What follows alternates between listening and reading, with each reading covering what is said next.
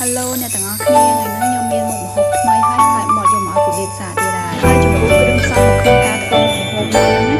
នេះងាយស្រួលអ្វីដែលសំខាន់គឺអស់លុយតិចទៀតមុខម្ហូបមួយនេះខ្ញុំដាក់ឈ្មោះឲ្យថាបំពងតៅហ៊ូឆាជូអែមជំហានដំបូងគឺខ្ញុំយកខ្ទឹមសទៅចិញ្ច្រាំឲ្យម៉ត់រួចបន្ទាប់មកខ្ញុំចាប់ផ្ដើមយកខ្ទឹមបារាំងក្រហមហ្នឹងយកទៅលាងទឹកហើយហាន់ឲ្យល្អិត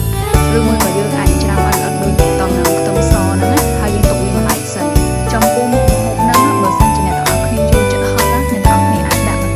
បន្ថែម3 4 5គ្រាប់នៅក្នុងហ្នឹងទៀតគឺកាន់តែឆ្ងាញ់ហ្មងប៉ុន្តែដោយសារខ្ញុំអត់សូវប៉ិនហឹរលេងអញ្ចឹងទៅខ្ញុំដាក់ម្ទេសតែមួយគ្រាប់ទេម្ទេសហ្នឹងខ្ញុំហាន់ល្អិតតែបើសិនជាយើងចង់ចិញ្ច្រាំក៏បានដែរអញ្ចឹងខ្ទឹមសខ្ទឹមបារាំងហើយនិងម្ទេសគឺខ្ញុំធ្វើរួចរាល់ហើយអញ្ចឹងទុកវាមួយឡែកសិនហើយបន្ទាប់មកខ្ញុំចាប់ផ្ដើមមកផ្សំគ្រឿងមានប៊ីចេងរំលីអំបិលស្ករប្រេងខ្យងហើយនិងទឹកត្រីដាក់កូរវាលាយជាមួយគ្នាឲ្យសព្វរួចបន្ទាប់មកខ្ញុំថែមជាមួយនឹងទឹកស៊ីអ៊ីវនិងម្ទេសហុយបន្តិចដែរហើយតួឯងដែលយើងខ្វះបាននៅក្នុងមុខម្ហូបហ្នឹងគឺតៅហ៊ូខ្ញុំមានតៅហ៊ូ2ដុំហើយខ្ញុំយកមកកាត់វាជាកង់ច្រឡំតូចៗមួយល្មមហើយបន្ទាប់មកខ្ញុំយកវាទៅបំពងសិនខ្ញុំបំពងវាឲ្យក្រៀមរួចខ្ញុំចាប់ផ្ដើមទុកវាមួយឡែកសិនហើយបន្ទាប់មកខ្ញុំយកខ្ទះ favorite របស់ខ្ញុំហ្នឹងយកមកចាក់ខ្លាញ់ដែលនៅសល់ពីការបំពងតៅហ៊ូឲ្យរៀងក្តៅតិចមកខ្ញុំចាប់ផ្ដើមដាក់ជាមួយនឹងខ្ទឹម